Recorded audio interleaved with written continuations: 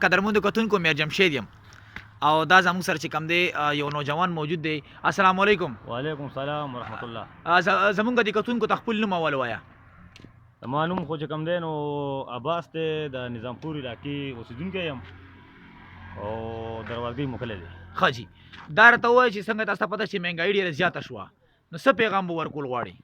مهنګایي خو چې کوم دی څنګه چې تا ته پته لګي چې مهنګایي ده، دغه شان ما ته هم پته لګي او دغه شان چې کوم دی نو د حکومت هم پته لګي چې یاره دا مهنګایي ده.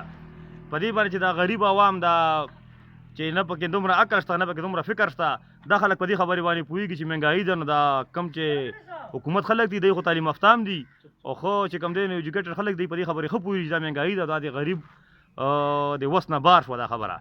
نو رزق واده خو چونکې الله پاک کړي ده، خو لکه که دی لاس ته خبره لړه نو به دی موږ مړی.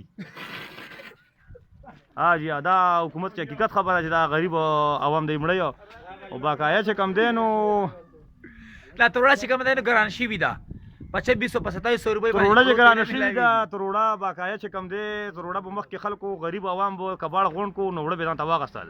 اوس هغه وړه په کباړ هم نه کېږي، هغه وړه چې کوم دی هغې دپاره ډالر ضرورت دی، ډالر هم موږ سره نشته او پیسه موږ سره نشته.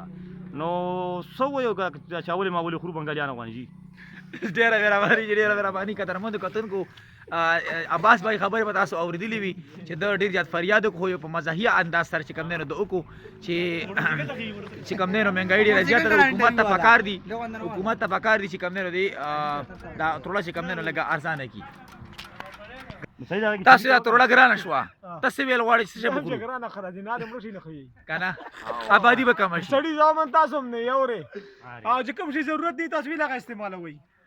څه شي ضرورت نشته، څوک استعمالوي؟ دلته کې چې دی نو ډېر خلک چې دی ډېر کسان استعمالوي لګېږي. څه شي استعمالوي؟